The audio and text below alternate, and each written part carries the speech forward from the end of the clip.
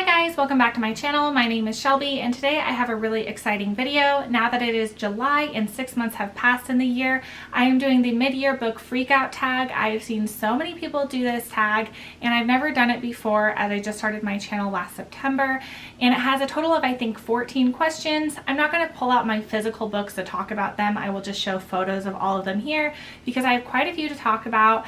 I do have more than one book for each answer because I can't make a decision. I've already read over 200 books this year, so narrowing some of the questions down to like one book is just too much pressure.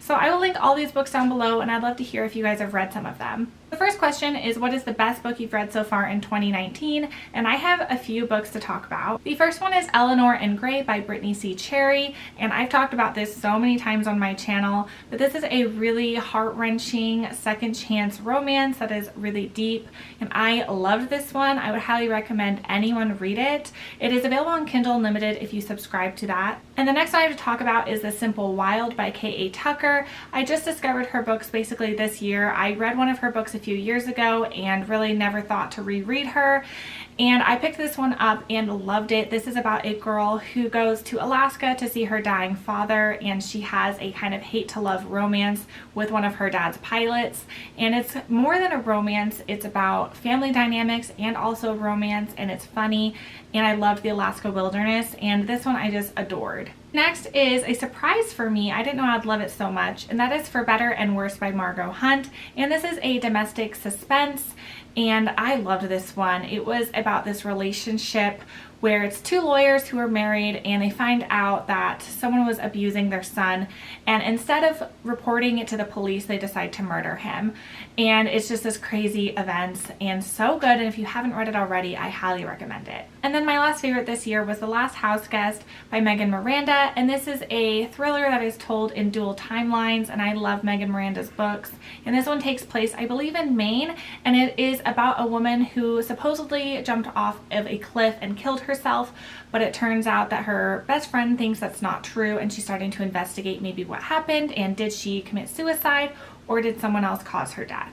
Question number 2 is the best sequel that you've read in 2019 so far. The first one I have to talk about is The One You Fight For by Shalini Lauren, and this is the third book in the Ones Who Got Away series. This series is about 4 women who survived a school shooting back in high school, and each book is about a different woman that survived the shooting. And this one, I forget the name of the girl, but basically she starts a romance with the high school shooter's brother, and she has no idea that it's his brother, and so there's kind of this weird dynamic. This one's so good and I absolutely love this series. And then any of the Will Trent books by Karen Slaughter. I've been loving this series. I've read the first 7 books and I need to read the 8th before the 9th comes out next month. And I've really been enjoying any of these. They're not any particular one, but this series in a whole I've really liked. And then the last one I have to talk about is Only Love by Melanie Harlow. This is the 3rd book in the One and Only series, and this is about the sister Stella. So this series is about 3 sisters, and this one's about Stella, who's the oldest sister, and she goes to visit her grandma after being dumped, and she basically has a romance with her grandma's neighbor, who is an ex-Marine, and he's divorced. And he's real fine, and they have this romance, and I loved this one, and I think it was my favorite in the series. Question number 3 is, what new release do you want to read but you haven't yet?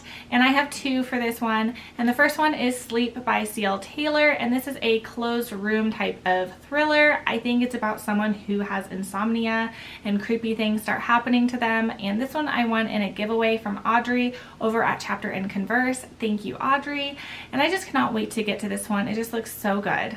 The next one is Mine by Courtney Cole. I picked this one up randomly from Barnes & Noble. I believe it's about a woman who is jealous of another woman who's dating her boyfriend or dating her ex-boyfriend, and I think she's a little mentally unstable, and this one just sounds so good as well. Question number 4 is, what are your most anticipated releases for the second half of 2019? And I have a few for this. There are so many coming out later this summer, this fall, and I just cannot pick just one. First one is Say You Still Love Me by K.A. Tucker. I believe this is a second chance romance, and I love this cover as well. The next one is Someone We Know by Sherry LaPena. I don't know what it's about, but I just will read anything that Sherry LaPena writes. The next is The Last Post by Renee Carlino. She has quickly become a new favorite author, and I've read a couple of her books this year. Loved them. They were really impactful and really good romances, so I have a feeling I'm going to love this one, and I have an e-arc from the publisher, so I definitely want to get to it soon. Number 5 is your biggest disappointment in regard to reading this year, and I have a few to talk about. One is an author and the others are just some standalones. The author that I've been most disappointed this year has been B.A. Paris. I read all 3 of B.A. Paris's books this year and I only really liked The Breakdown, but I also read Bring Me Back as well as Behind Closed Doors, and I didn't really like them. Everyone raves about Behind Closed Doors and I just didn't like it at all, so it was a huge letdown for me. And then another book I bought earlier this year, it was super hyped at the beginning of the year, and that is The Au Pair by Emma Roos. I enjoyed it, but I didn't love it. I think I gave it around 3.5 stars. And it was just a little bit disappointing to me. The next book is Lost Roses by Martha Hall Kelly. I was really disappointed because I loved Lilac Girls, which is a World War II historical fiction novel, and this was Martha Hall Kelly's premiere novel. And then she made Lost Roses, which is a prequel to Lilac Girls, and it takes place in World War I Russia, and it just didn't quite work for me. I enjoyed the historical aspect, but it just didn't jive with me, and I was just expecting more. And the last one I actually just read today, and it was a huge letdown, probably my biggest of the year because of how hyped it was, and that is My Lovely Wife by Samantha Downing. I just heard nothing but great things up and down about this book. Great reviews, everything. It just sounded so good. And I was really disappointed. I found it to be really slow, really dry. It did have short chapters which helped move the story along, but I just didn't connect. And we never even found out the name of the main character, and I just thought that was a little odd. And like I said, it was just super dry and it didn't really work for me, and I guessed a couple of the plot twists. So yeah, this one was probably my biggest disappointment this year. Question number 6 is your biggest surprise, and the first one I have to talk about is Jar of Hearts by Jennifer Hillier.